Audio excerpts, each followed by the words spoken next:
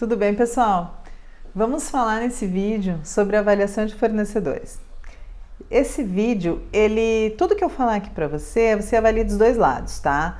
Você avalie o seu cliente auditando um fornecedor dele e você também avalie você, cliente, sendo auditado, você, fornecedor, sendo auditado por um cliente. Deu para entender, né? Vale para os dois lados, as mesmas preocupações, tá? Pelo menos eu conduzo dessa forma. Diante de tanta responsabilidade que se tem na questão ambiental, você tem responsabilidade administrativa, a responsabilidade civil, a penal, tem um vídeo aqui meu falando sobre isso e teremos um vídeo só sobre responsabilidade administrativa também, que vai sair logo. Diante de tanta responsabilidade, você precisa conhecer quem é o seu fornecedor. E o seu fornecedor, ele quer saber quem presta serviço para ele. Então, em relação a isso, é muito importante você ter algumas coisas mapeadas na sua mente. Você pode criar um checklist seu, você pode criar um procedimento específico seu para fazer essa avaliação. A grande questão é que, onde é que você vai chegar com isso? O cliente, o seu cliente, antes dele buscar um fornecedor, antes dele contratar uma empresa, ele precisa entender que é necessário ele saber algumas coisas desta empresa, porque vai existir uma relação comercial e vai existir uma relação de responsabilidade aí no meio, sim. Ele pode ser solidário em alguma coisa, em algum momento, em algum lugar. Por exemplo, tem uma empresa, um caso específico aqui na nossa região, que não é de meio ambiente, é de saúde ocupacional, mas eu gosto muito de exemplificar com isso. A empresa ela tinha uma determinada atividade dentro do quadro dela. E porque ela tinha alguns problemas de processo, alguns problemas ocupacionais, etc, ela pegou essa atividade e terceirizou totalmente. Passou a fazer toda a atividade fora. Ok, perfeito, legal. Só que ela só terceirizou o problema, porque chegou um momento em que o Ministério do Trabalho interviu na empresa, nessa terceira, em função de N problemas, e quem ele foi buscar? Ele foi buscar solidariamente quem buscava serviço desse terceiro. Então essa empresa que tinha terceirizado para resolver o problema acabou voltando para ela foi corresponsabilizada, ela é solidariamente responsável.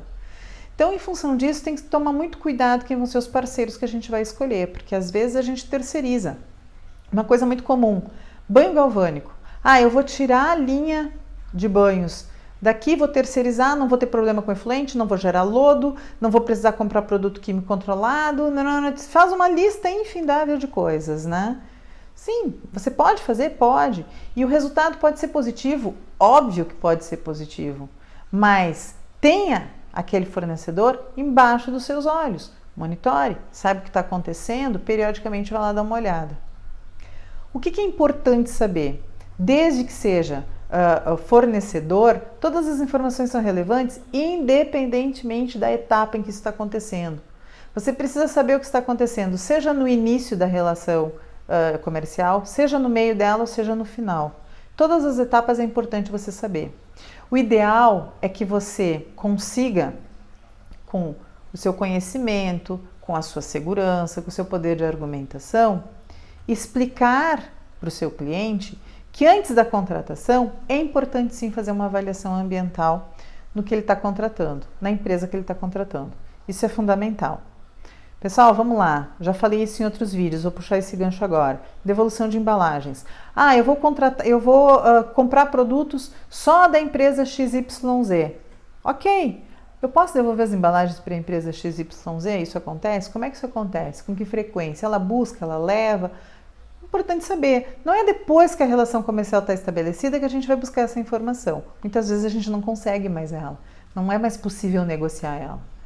Então, para tudo isso que eu já falei até agora, é para você entender a importância de você avaliar o seu fornecedor e a importância que o seu cliente tem em avaliar os fornecedores dele. Eu falei no início, quando eu falo você, aqui nesse vídeo, quando eu estiver falando você, eu estou falando você e o seu cliente. Você como peça fazendo parte, como peça fundamental dentro do processo do seu cliente, ok? Então você vai avaliar esse vídeo de duas formas. Você, eu, Roseli, consultora com o meu cliente, posso ser a qualquer momento avaliada pelo cliente do meu cliente, mas a qualquer momento eu também posso buscar uma avaliação do fornecedor do meu cliente, tá? Vamos aos tópicos bem específicos, então, vou dar umas dicas para vocês já terem uma ideia melhor disso. Primeiro, como abordar tudo isso? A avaliação é uma coisa meio chata de se fazer, ninguém gosta de ser avaliado, né? Então, assim, tenha tato, cuidado em fazer isso. Você vai solicitar alguns documentos. Se você entende que é pertinente uma visita em loco, você vai fazer essa visita em loco. Ah, mas Roseli, eu pedi para o cliente uma lista de documentos e ele não me mandou nada. Gente, respeito é a base de qualquer relação. O cliente, o fornecedor, ele vai te mandar o que é documento público. O que não é documento público, ele não tem por que te mandar. Por que ele vai mandar uma coisa pessoal dele para você? Vai até lá e olha lá. Busca a evidência lá dentro do cliente, olha a evidência lá dentro do cliente. Não fica sentadinho esperando que ele mande tudo para você. Eu não mando, eu disponibilizo para os clientes, dos nossos fornecedores são solicitados, eu disponibilizo só os documentos que são públicos. Não é público, não tem problema, está à disposição para ser verificado dentro do cliente. Vem até o cliente e olha. Não sou... Gente, é muito tênue essa linha. Hoje em dia as informações elas estão todas por aí. Então o cliente ele não vai passar informações específicas da atividade dele para que caiam sabe aonde depois. Sabe na mão de quem isso vai cair. Então você como consultor, você tem que sim pensar isso dessa forma e você tem que proteger o seu cliente, né? Lembra? Defender os interesses dele. Então, o que é público, ok. O que não é público, tem que vir olhar. Funciona desta forma. E você vai se espantar quando você disser isso para um cliente que for buscar a avaliação de um cliente seu, porque eles sabem disso.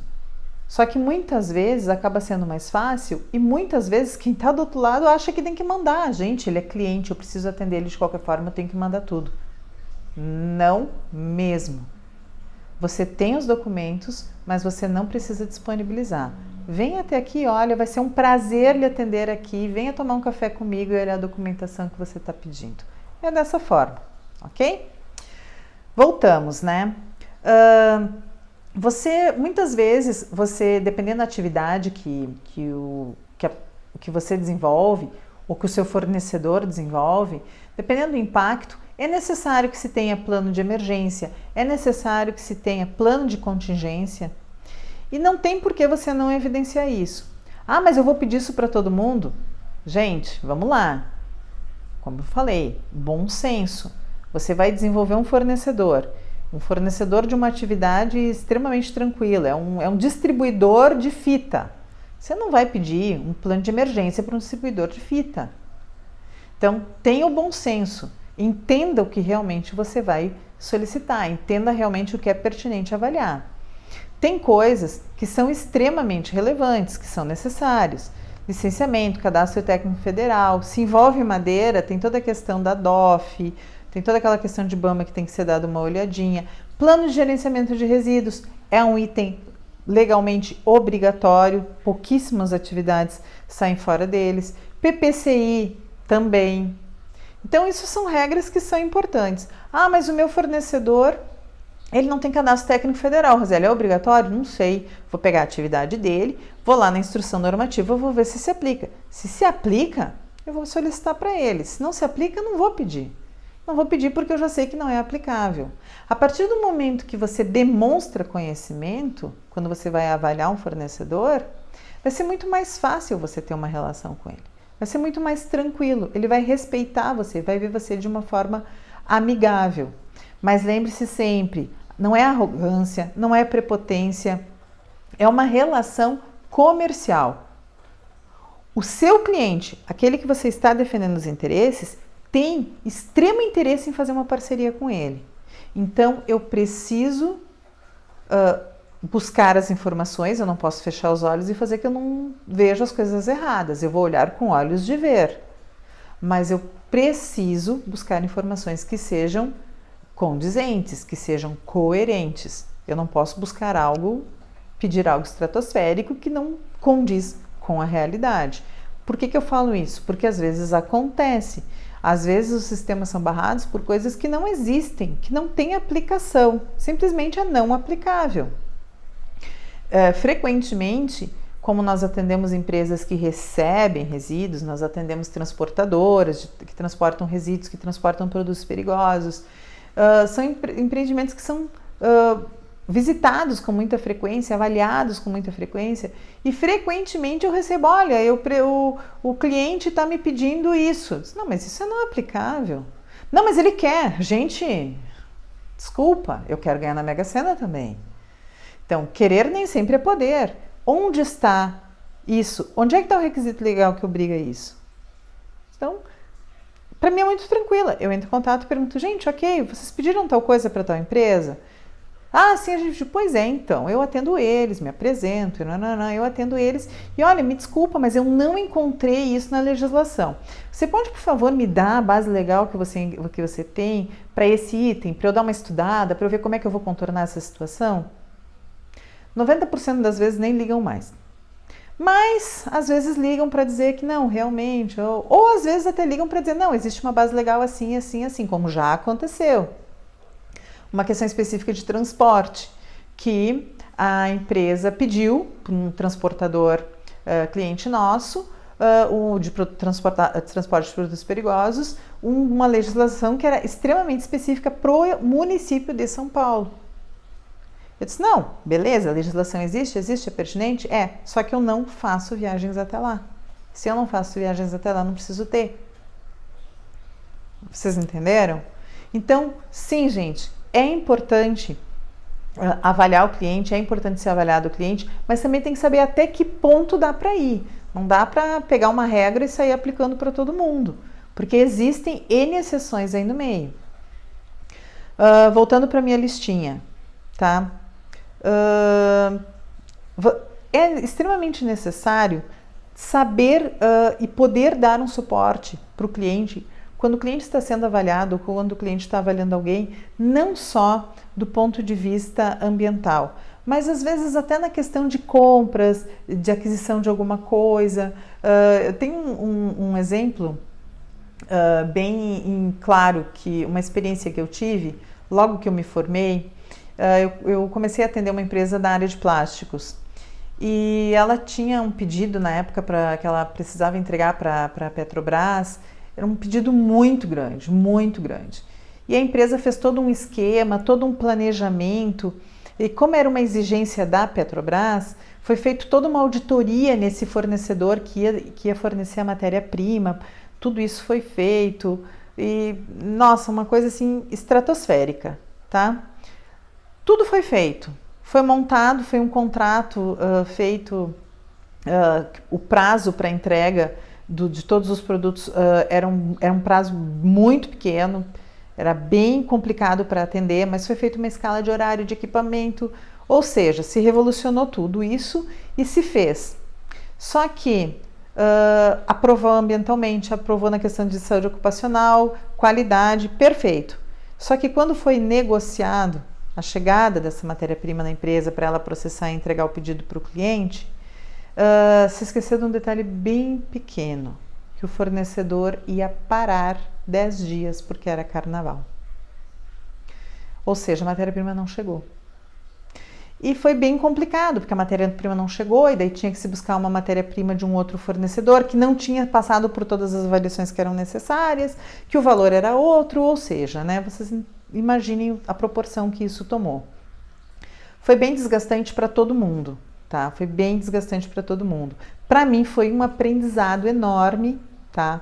Hoje, nos clientes, desde aquela época, 20 e poucos anos atrás, quando eu comecei, sempre que me chamam, olha, nós vamos ter uma operação assim, assim, assim, precisamos avaliar isso, isso e isso, que eu estou na equipe multidisciplinar, a primeira coisa que eu olho é a capacidade de atendimento daquele fornecedor, exatamente para a gente não passar por isso. A gente aprende com essas experiências não tão positivas também, né? São as que mais nos dão aprendizado, inclusive, a gente não esquece, nunca.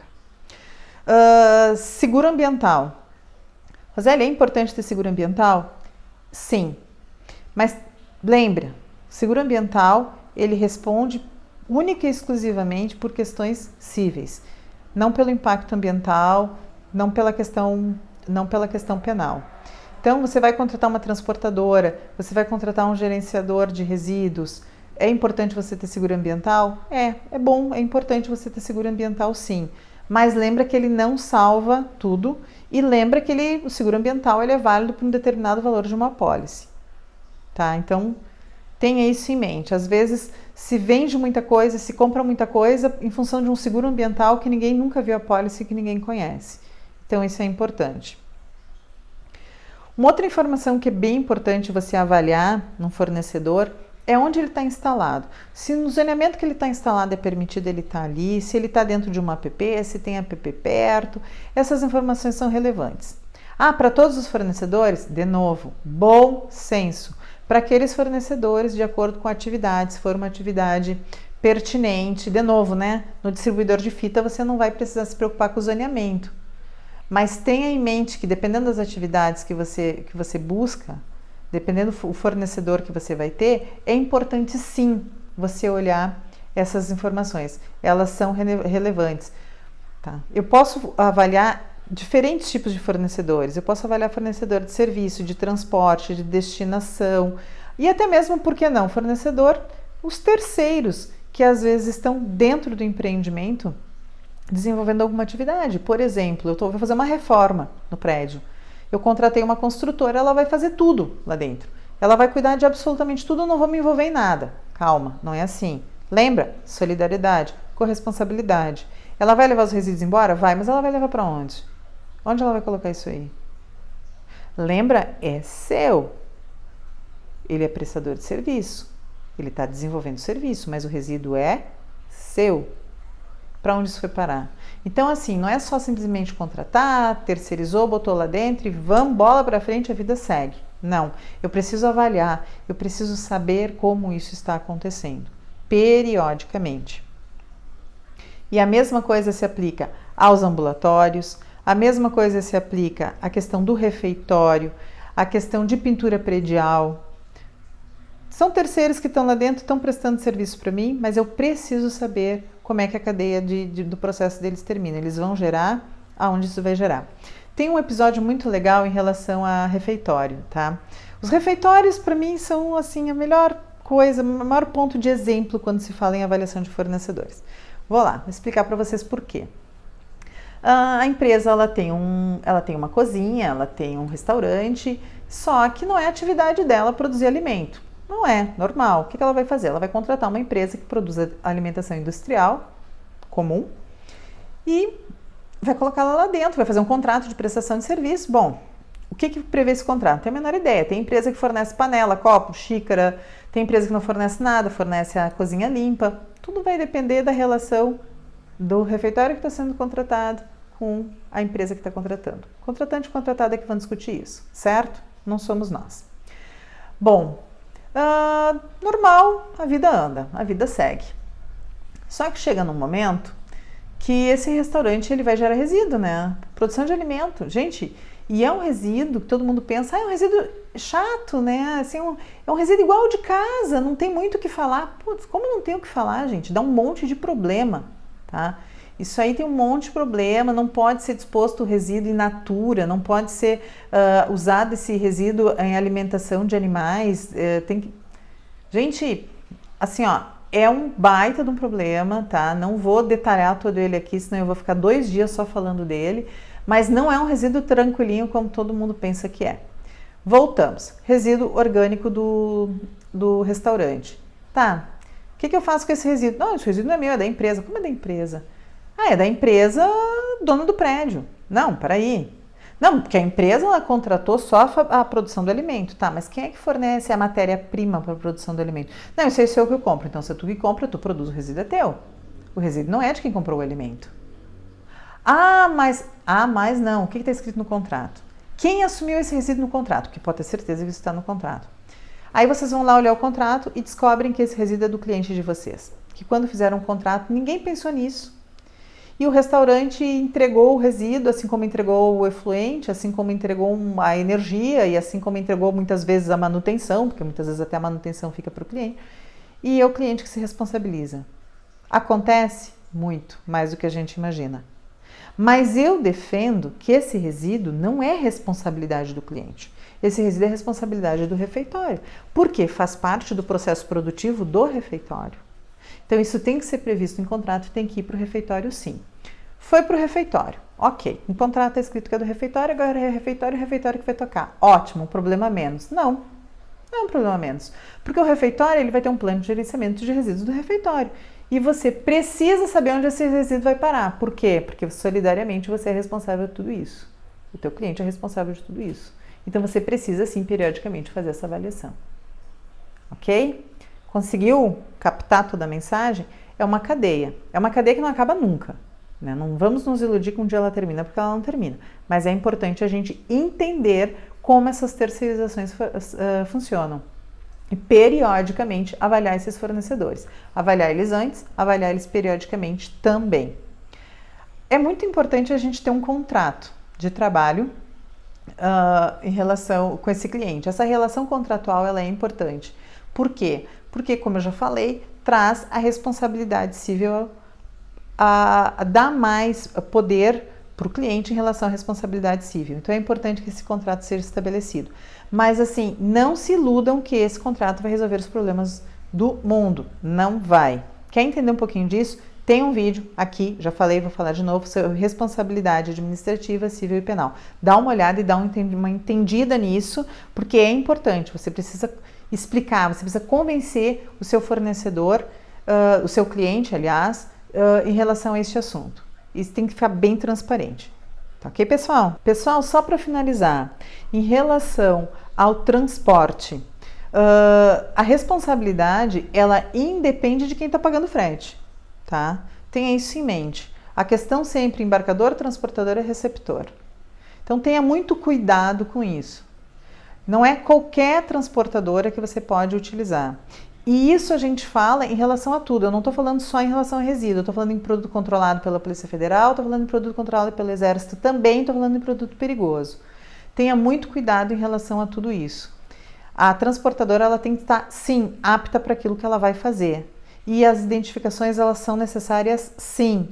Tem uma NTT específica sobre isso, NBR específica sobre isso. Fiz uma live até, se eu não me engano, sobre isso. De tanto que eu já falei, acho que eu também fiz uma live sobre isso. Dá uma olhada neste assunto. Não é assim, eu não paguei o frete, eu não preciso me preocupar com ele. Não. Isso é do ponto de vista financeiro, não é do ponto de vista ambiental.